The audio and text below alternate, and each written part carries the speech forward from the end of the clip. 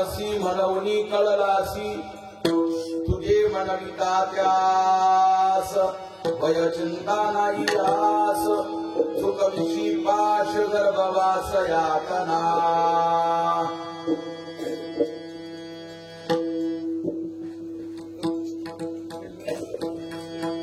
समचरण सोजं सागर निलांबुलाभं जगनीता पाणी मंडल मंडलानां तरुण तुलसी माला गंधर्व गण्य नेत्रं सदैव सविठ्ठलं चिन्तयामि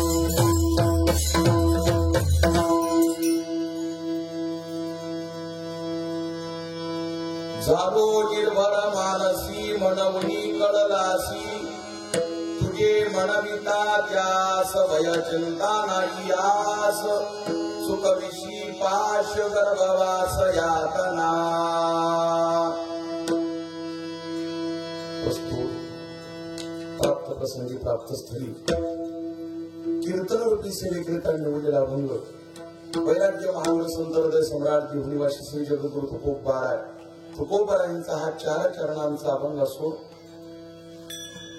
भगवंत कळाल्यानंतर आली जी अनुभूती आहे अथवा देव करण्याकरता परमार्थिकाच्या जीवनाची जी अवस्था असावी याचं चिंतन तुकोबार आहे या अभंगातून करू लागलेली आहे. विठाला विठाला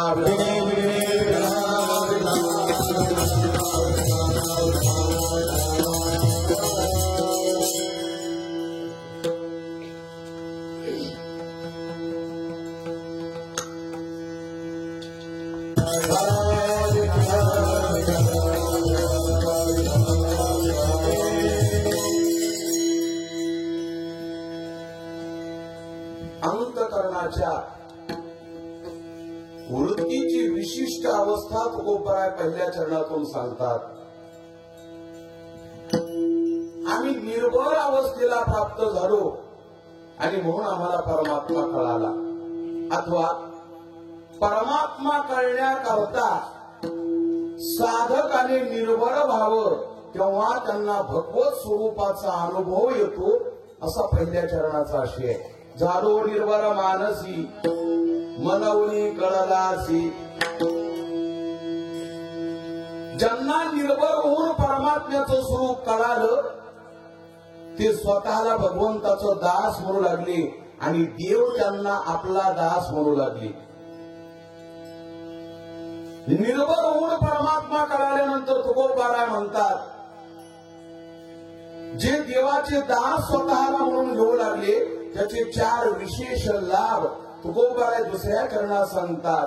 भय राहत नाही, चिंतारहित जीवन होतं, कुठली व्यवहारिक अपेक्षा शिल्लक राहत नाही आणि महाराज म्हणतात गर्भवासाच्या बंधनातून त्या साधकाची मुक्तता होती. तुझे म्हणविता त्यास भय चिंता नाही आस सुखविषी पाश गर्भवास यातना.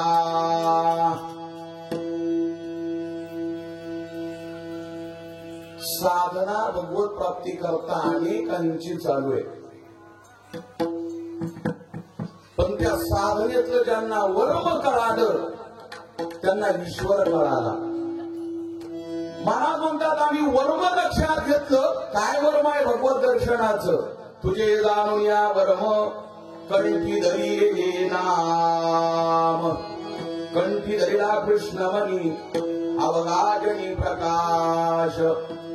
आईसी जोडी करा राम कंठी धरा. जेने चुके फिरा गर्भवास. निर्भर होऊन परमात्मा कळण्याकरता आणि हे लाभ प्राप्त करण्याकरता महाराज म्हणतात आम्ही भक्तीतलं वर्म शोधलं, कंठामध्ये नामचिंतन धारण केलं, परिणाम देव कळाला. जीवाचं जगत असतानाचं सूत्र आहे सुखाशिवाय जीवन जगताच येत नाही. प्रत्येकाचं आपापलं भिन्न भिन्न सुख आहे. त्या सुखाच्या अपेक्षेनं आपलं जीवन चालू आहे. सर्व सुखाची आशा जन्म गेला. प्रत्येकाच्या जीवनामध्ये सुख आहे पण हे सुख एक दिवस लोप पावणार आहे, विनाशी सुख आहे. महाराज म्हणतात आम्हाला भगवत सुख मिळालं आणि परिणाम तुका म्हणे गेले सुखे. भगवत सुखामुळे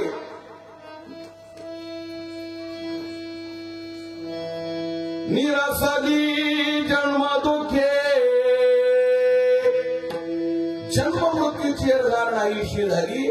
जे भगवंताचे दास म्हणू लागले त्यांच्या जीवनामध्ये सुख प्राप्त झालं. विठाला विठाला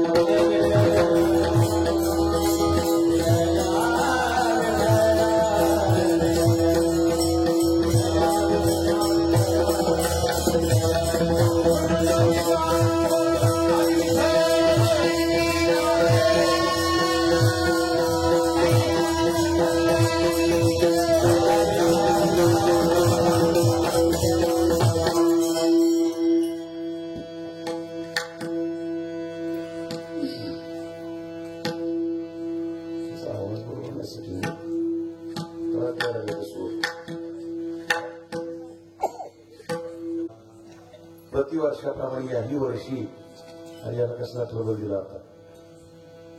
विठाला विठाला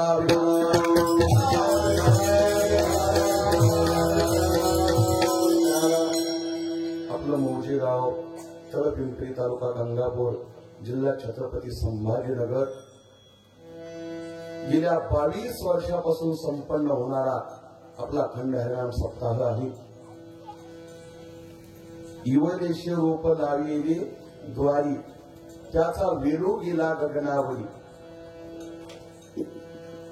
21 वर्ष पूर्ण होऊन 22व्या वर्षी या सप्ताहाचं पदार्पण आहे. सद्गुरु ब्रह्मलीन बाळकृष्ण बाबा सद्गुरु ब्रह्मलीन बाबुराव बाबा यांचा कृपाशीर्वाद, महंत कैलासगिरीजी महाराज यांचं मार्गदर्शन कृपाशीर्वाद, महंत नारायणगिरीजी महाराज यांचं असणारं मार्गदर्शन कृपाशीर्वाद. गाव अत्यंत परमार्थिक आहे. जवळपास मला असं वाटतंय मलाही 21 20 21 22 अगदी प्रारंभापासूनच या ठिकाणी येण्याचा योग आहे. 2004 सालपासून माझ्या पक्क लक्षात आहे. एकादशीच्या पांडुरंगाच्या वर्धापनाची कीर्तन चालू असायची. त्यातलं पहिलं कीर्तन महिना एकादशीचं माझ्याकडे दिलं होतं. 2004 असावं ते साल. आणि 5 पासून तर सलग सप्ताहामध्ये टाळ घेऊन उभा राहण्याचा योग आला. गावातील सर्व भजनी मंडळ 15-16 वर्ष कीर्तनामध्ये प्रमाण म्हणा, साथ म्हणा करण्याचा योग आपल्याच परिसरातील बाबाजींच्या कृपेनं तुम्हाला शक्य झाला. आमचे श्री गुरु जयराम बाबा भोसले यांच्या परमार्थिक संस्कारामुळे ही सेवा करण्याच्या अंतकरणावर झालेले संस्कार आहेत. आणि दुसरं परम भाग्य, या गावात आल्याच्या नंतर आम्हाला या थोर साधूंच्या दर्शनाचा, त्यांच्या विचाराचा वारसा मिळत गेला. परमार्थ करत असताना जे कल जातात त्या कलाला सावरण्याकरता ज्यांचे वज्रासारखे अगदी पक्के विचार होते असे मोठे बाबा बाबुराव बाबा, आणि यांच्यामुळे हा प्रवास मला तरी असं वाटतंय तुमच्या आणि आमच्या प्रेमाच्या ऋणानुबंधाचा त्यांच्याच कृपेमुळे प्रवाहित होतोय. श्री हरिभक्तीपरायण संतोषजी महाराज पारी या ठिकाणी उपस्थित आहेत. श्री हरिभक्तीपरायण सुभाषजी महाराज तौर आहेत. श्री हरिभक्तीपरायण कृष्णाजी महाराज मुळे आहेत. गावातली सर्व भजनी मंडळी आहेत. हार्मोनियमच्या साथीकरता भीमभाऊ आहेत. उभे असणारे सर्व टाळकरी वृंद आहेत. आप्पा आहेत, आमचे अशोक भाऊ आहेत, दादा आहेत, त्यानंतर कडू भाऊ आहेत. सुंदर असं सिस्टम आहे. बसलेली सर्व श्रोते मंडळी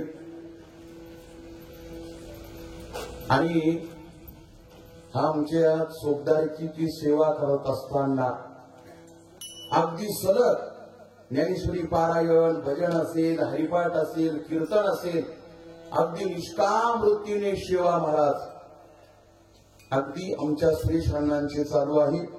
अण्णा उपस्थित आहेत. युट्यूब चॅनलचं या ठिकाणी उपस्थित आहेत. आणि या 2-4 वर्षापासून झालेला जो बदल आहे की ज्या गावात आपण 20 वर्ष वेळ दिला, 15 वर्ष वेळ दिला, तिथं गेल्यानंतर तेवढंच प्रेम आणि तेवढाच आनंद पुन्हा पुन्हा मिळावा. सुख घरोघरी वाढू लागे. आमच्या सर्व मंडळीने, भजनी मंडळीने, ही सर्व तरुण मंडळी दुतर्फा उभी केलेली आहे. एकदा सर्वांनी यांचं स्वागत म्हणून टाळ्या वाजवा. गोड अशा प्रकारचं सप्ताह करता योगदान आहे. एवढी मंडळी जर तुम्हाला संस्थेची उभा करायची असेल तर हजारो रुपये लागतील आणि अनेक अडचणी येतील. आता थोडा पंक्तीवाल्याला ताण होत असेल ते राहू द्या, पण ते काय सर्वांच्या पाठीमागं व्याप आहे. माझ्याकडून संदीपचं नाव विसरलं बरं, ते पाहायला लागला. संदीप सुद्धा आहे, ते पाहत होता. मला वाटलं असं बोल पाहत आपल्याकडे व्हिडिओ, नाव विसरलं माझ्याकडे. तो माझा जुना तपंजी रामानातला. कोणी नसलं तर महाराज नसले तर मग अशोकराव, आणि अशोकराव जेव्हा नसतील तेव्हा मला सांभाळणारा माझा संदीप आहे. संदीप हा अगदी तरी गेल्या वर्षी 2 वर्ष मला रामानाला साथ केली. दाता खो साथ करतो, ते वाजवतो छान, मला चांगल्या प्रकारचं सहकार्य करतो. संदीपचा तबला बऱ्याचदा बसला माझ्यासोबत.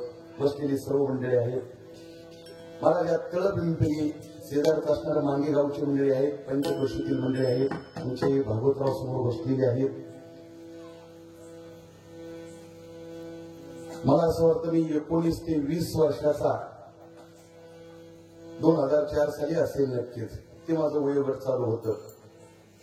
आज एवढा कीर्तनाचा जरी ओघ असला, पण ज्यांनी आपल्याला करंगडीला धरून चालवायचं शिकवलं, या मंडळींचे उपकार माझ्या अंतःकरणातून प्राण आहे तोपर्यंत मला विसरता येणार नाही. ज्यावेळेस माझी विद्यार्थी काळातील संस्थेची अवस्था होती, बाबांच्या कृपेने हा परिसर अत्यंत वारकरी संप्रदायाच्या शृंगाराने नटलेला होता आणि मनामध्ये थोडासा धाक पडायचा. 2 थोर साधू कीर्तनाला येऊन बसत असायची. या गावचं काय पुण्य असेल मला सांगता येणार नाही. या गावातल्या प्रत्येक मंडळींचं काय भाग्य असेल मला ते शब्दाने सांगता येणार नाही. एवढ्या मोठ्या आयुष्यभराची तपश्चर्या करणारे साधू तुमचा नुसता निरोप गेला की एका क्षणार्धात छोट्या मोठ्या कामाकरता तळपिंपरीमध्ये हजर असतात. तोच वारसा बाबांचा महंत चालवतात, आमचे नारायण महाराज चालवतात. माझ्या स्मरणात आहे 20-21 वर्षाचा असताना अलीकडच्या काळात कीर्तन करणं सोपं झालंय, कुणालाही शक्य झालं आणि लोक काही ऐकायला लागले.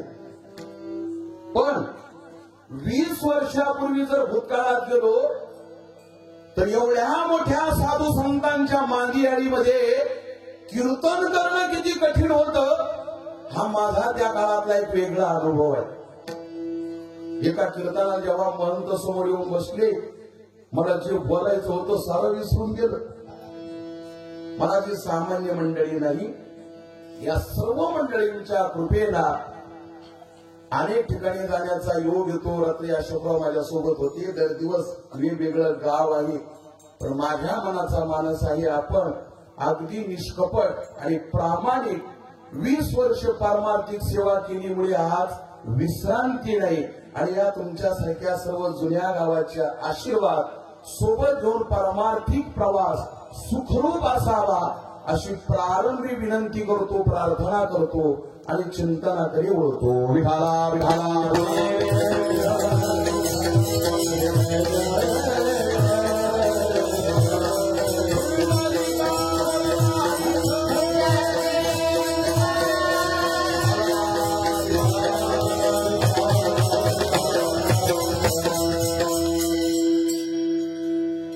शिवेकरिता उपस्थित केलेला अभंग श्री तुकोबारायांचा आहे. आपल्याकडे अगदी वेळ कमी आहे, त्याच वेळेत आपण कीर्तनाला थांबणार आहोत. अभंगातून तुकोबाराय भगवत दर्शनाची अनुभूती सांगू लागलेली आहे. दुसऱ्याचा ऐकून अनुभव न घेता बोलतात ते जीव असतात, आणि वास्तव सिद्धांताचा अनुभव घेऊन बोलतात ते संत असतात. अनुभवारे अंगा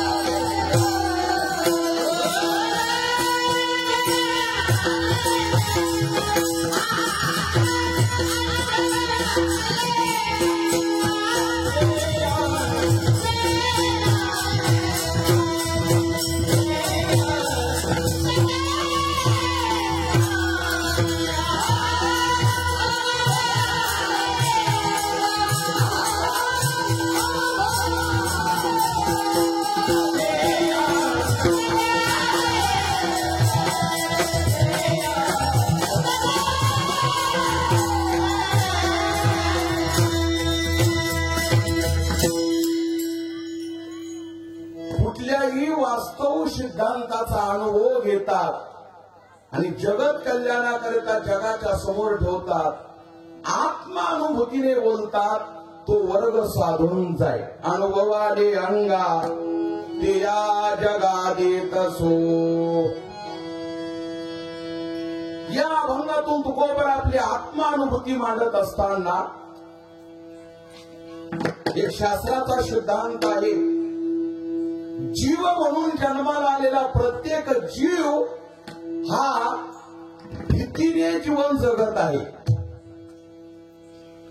आमच्या भावाचं जरा थोडस सेटिंग बिघडलेलं बरं. त्यांचं समाधान मला चेहऱ्यावर कळायला लागलं. त्यांचं व्यवस्थित करासाठी पक्वाच्या कृष्ण असल्यास मला कीर्तनात आनंद येत नाही. हो ना, त्यांची मानसिकता ठीक नाही. बरोबर करा त्यांचा बरोबर. काहीतरी बिघडलेलं आहे. हा ना, चला त्यांचा आवाज असेल.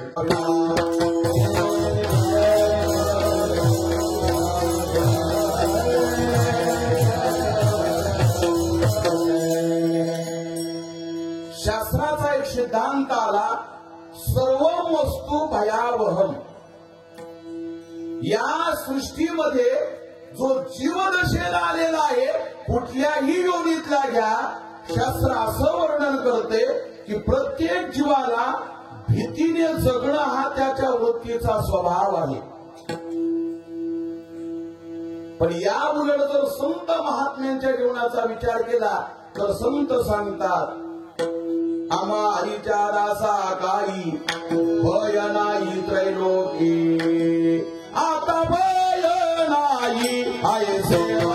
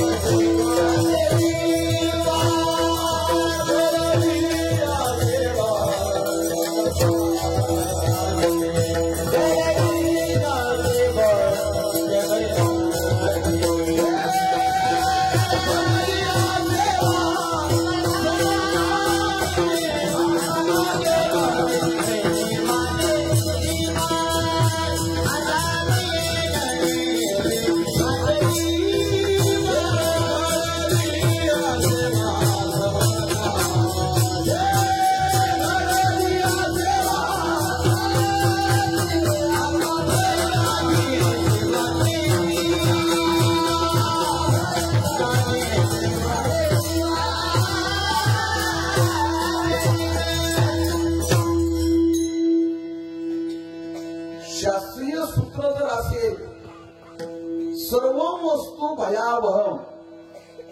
अंतकरणाच्या वृत्तीचा स्वभाव आहे भीती वाटणं.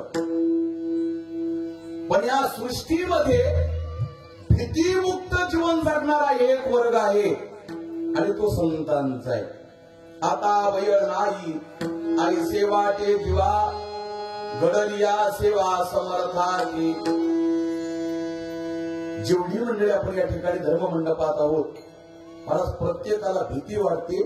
भीती वाटण्याची भिन्न भिन्नता असू शकते पण भीती प्रत्येकाला वाटते. उदाहरणार्थ या ठिकाणी एखादी बेंडूक निघालं, बेंडकी निघाली, फार ती चावू शकत नाही, ती विषारी नाही, तिच्यापासून काही त्रास नाही, पण किमान 25 माणसाला कीर्तनातून उठवू शकते साधी बेंडकी. बेंडकी हा भीती वाटून घेण्याचा प्राणी नाही पण बेंडकीला सुद्धा घाबरणारी माणसं आहे. त्याच्या पुढचा थोडासा छोटा प्राणी आहे पाल. मला तिची तर भीतीच नाही पण बहुतांशी मंडळी पालीला घाबरतात. पालीला घाबरणं हे स्वाभाविक कुणाला आवडत नाही पण घाबरतात हे वास्तव सत्य आहे. काही मंडळी घाबरत असताना भिन्न भिन्न वस्तूला घाबरू शकतात. बाहेरची भीती वेगळी आणि अंतःकरणातली भीती वेगळी. कीर्तन झाल्यानंतर एखाद्याला जर आग्रह केला नाही तुम्ही थांबा, तुम्ही काय करा आता विश्रांती करा, सकाळी काकडा झाला आणि दिवस उगवला की मग मात्र तुम्ही तुमचा प्रवास करा. मला 25 माणसाने म्हणत आपल्याला भीतीच वाटत नाही, आपल्याला घाबरतच नाही आपण. आणि त्यांना जर म्हटलं असं करा तुम्ही साऊ खेळायला एकटे जाऊन परत या, तेव्हा तू एक जोडीदार पाठवा आपल्याला. आता जोडीदार कशाला? जोडीदार बोला चालायला पाहिजे. बोला चालायला लागत नाही, तुला भीती वाटते. भीती वाटणं शास्त्र सिद्धांत आहे, अंतःकरणाच्या वृत्तीचा स्वाभाविक गुणधर्म आहे. मला वेगळी वाटेल, अमुक व्यक्तीला वेगळी वाटेल, भीती प्रत्येकाला वाटते. सर्व वस्तू भयावह. बाहेरची भीती वेगळी आहे की ज्या भीतीचा नाश करता येईल, भीतीची भिन्नता आहे. पण अंतःकरणातली जी भीती आहे मला जी विकाराची भीती आहे, जे विकार नरकाला नेण्याकरता परमार्थिकाला घातक ठरतात. त्रिविधम नरका छेदम द्वारमणाश्रमात्मना काम क्रोध गता लोभस तस्माद् तत्रयं त्यज. काम क्रोध लोभ हिमालय काम क्रोध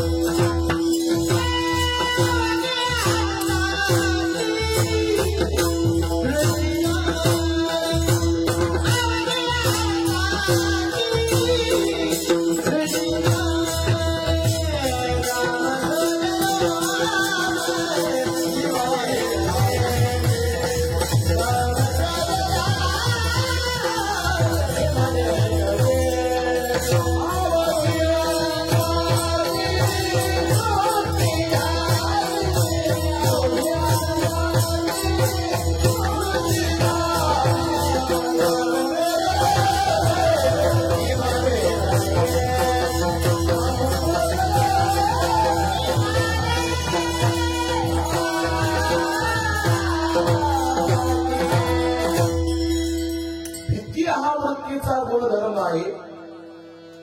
बाहेरची भीती वेगळी, अंतःकरणातली भीती वेगळी. जगामध्ये प्रत्येक जीवाला भीती आहे आणि शास्त्राने वर्णन केलं कुणाला कशाची भीती वाटते. गडगंज एखादा व्यक्ती मनुष्य भोगयुक्त जीवन जगू लागलेला आहे, पण शास्त्रकार सांगतात भोगी माणसाला रोगाची भीती असते. कुलवान मनुष्याला कुलभ्रष्ट होण्याची भीती असते. ऐका, समोर पितामह भीष्माचार्य उभे आहेत, कर्ण समोर आहेत आणि ज्ञानोबाईंनी ज्ञानेश्वरीमध्ये वर्णन केलं. हा भीष्म गंगानंदनू जो प्रताप तेजस्वी वाणू रिपुगज पंचाननो कर्णवीरू. ज्ञानोबाला म्हणतात समोर भीष्मपुत्र आहेत, कर्ण आहेत. यांना बघितलं आणि अर्जुनाला अंतःकरणातून एका विकारामुळे भीती वाटू लागली आणि ज्या विकाराचं नाव आहे मोह. चिरंती मम गात्राणि मुखंच परिशुष्यति व्यपतुश्च शरीरे मे रोमहर्षश्च जायते. तोंड करडं पडू लागलेलं आहे. अंतःकरणातून मोह नावाचा विकार जागृत झाला आणि त्याचा परिणाम अर्जुनाला मला भीती वाटू लागलेली आहे. विठाला विठाला विठाला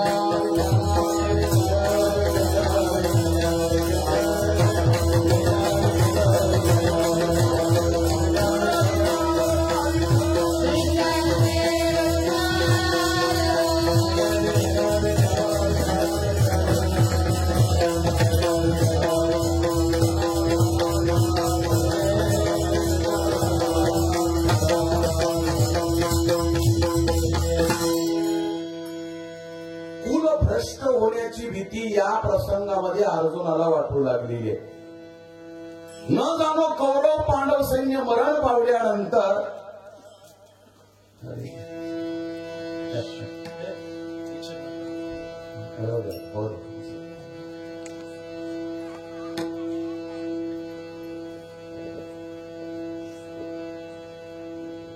विठाला विठाला विठाला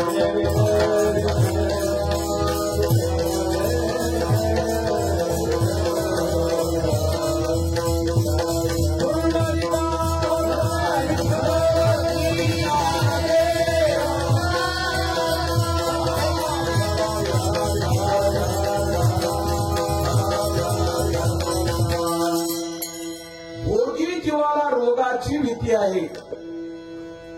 कुलवान मनुष्याला त्याचा कुल भ्रष्ट होण्याची भीती असते. माहेर श्रीमंत आहे आमच्या मीराबाईचं आणि राजघराण आहे.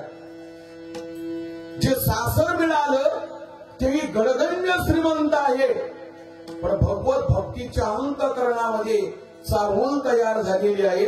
पायामध्ये घुंगरं बांधायचे, बरं चौकात यायचं आणि कृष्ण परमात्म्याचं भजन करत मला चौकामध्ये मीराबाईने नाचू लागायचं. जेव्हा परिवारातली मंडळी आहेत, लोग कहे कुल नाशिरी, सर्व परिवार आणि सर्व मंडळी या प्रसंगातल्या मीराबाईच्या भजनाला नावं ठेवू लागली का? कुलवान माणसाला कुलभ्रष्ट होण्याची भीती असते, भोगी माणसाला रोगाची भीती असते, मानी जीवाला अपमान होण्याची भीती असते. महाभारतामध्ये आख्यायिका आली, द्रुपद राजा, द्रौपदीचे वडील हे क्षत्रिय आहेत आणि द्रोणाचार्य ब्राह्मण आहेत.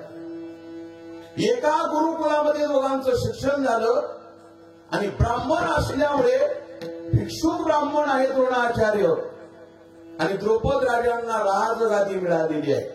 समोरून भिक्षुक ब्राह्मण उभे राहिलेले आहेत आणि ब्राह्मणाचं नाव द्रोण आहे. जटा बांधलेले आहेत, खांद्यावर धनुष्य आहे, पराक्रमी ब्राह्मण आहेत, धनुर्विद्येचं ज्ञान देणारे ब्राह्मण आहेत. स्वतःचा द्रोण म्हणून परिचय दिला, पण द्रुपद राजाने आपला जुना जो मित्रपणाचा परिचय होता ती ओळख मात्र आज द्रोणाचार्यांना दिली नाही. आणि द्रोणाचार्यांना याच गोष्टीचा राग आला. सांगितलं, द्रुपदा, आयुष्यभरामध्ये जेव्हा युद्ध करण्याचा वेळ येईल आणि ज्या बाजूने ते युद्ध करता असतील त्याच्या विरोधी बाजूने वार होऊन मी तुझ्याशी युद्ध करण्याचा प्रयत्न करेल. म्हणून कौरवांच्या बाजूला द्रोण का उभा राहिले तर दरबारामध्ये या द्रुपद राजाने द्रोणांचा अवमान केला. भोगी मनुष्य रोगाला भीतो, कुलवान मनुष्य कुलभ्रष्ट होण्याकरता भेतात. मान प्राप्त झालेली माणसं अपमान होण्याला भेट असतात. अनेक प्रकारची भीती सांगितलेली आहे, पण शास्त्राने सांगितलं जगामध्ये प्रत्येकाला भीती आहे.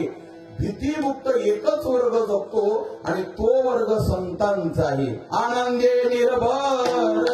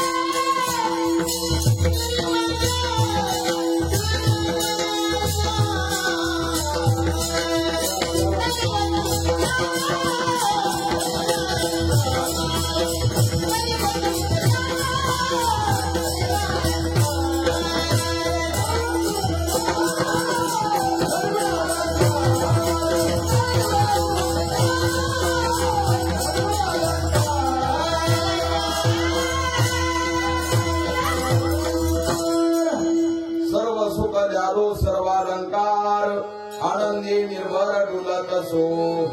या भीतियुक्त जगतामध्ये अनिष्ट पदार्थाची आसक्ती जीवाने धरली की त्याला भीती वाटू लागते. महाराज म्हणतात आम्ही आनंद आणि निर्भर अवस्थेला जीवन जगत असतो. आनंदी निर्भर असो बलते काही सुख दुःखा नाही चाला मा. महाराज हे कशामुळे घडलं? आम्ही भगवत दर्शनाकरता आमची वृत्ती निर्भर झाली. परिणाम आम्हाला देवाचं यथार्थ स्वरूप कळालं. अभंगाचं पहिलं चरण झालं.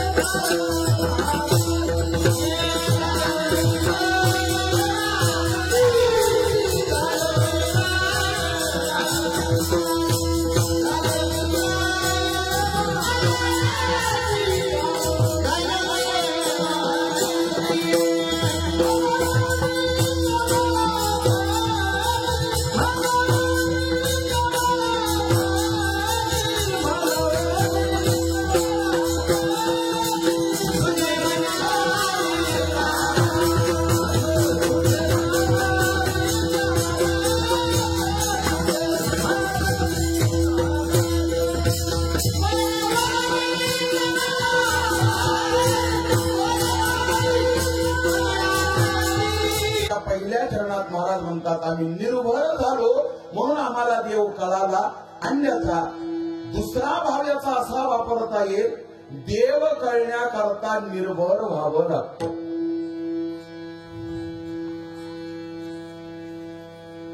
जीवाने आपल्या दुःखाचं मूळ कारण शोधण्याचा जर विचार केला तर या जगातल्या जेवढ्या नाशिवंत वस्तू आहेत की ज्या आपल्या दुःखाला कारण ठरतात पण त्याच्या अंतःकरणाला जडलेली आसक्ती ही जीवाच्या दुःखाला कारण ठरते. ज्ञानोबारायांनी संतांचं वर्णन करत असताना 16व्या अध्यायामध्ये भगवंताच्या मुखातला श्लोक आहे. भय या पदावरला अभयं सत्व संशोधिर ज्ञान योग व्यवस्थिती दानं दमश्च यज्ञश्च स्वाध्यायस्तपार्जवम्. आणि साधू पुरुषांची या श्लोकामध्ये 26 प्रकारचे लक्षण आलेले आहेत. कुठल्या लक्षणाने साधू मला अलंकृत असतात. आज सकाळी आम्ही महंताकडे दर्शनाला गेलो होतो आणि तिथं सहज मोठे बाबांची आठवण आली. कारण महाराजांकडे बाबांचा जुना बाबांनी वापरलेला एक कुर्ता शर्ट नेहरू आणि त्याचे बाबांनी स्वतः करता वापरण्याकरता बंदी केली आपल्या महंतांनी. आणि बरेच विषय हाताळत असताना मला चांगलं आठवतंय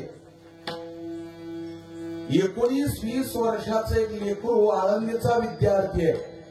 हा बाबाच्या मनाचा मोठेपणा होता आणि मी नुसता शब्द सांगितला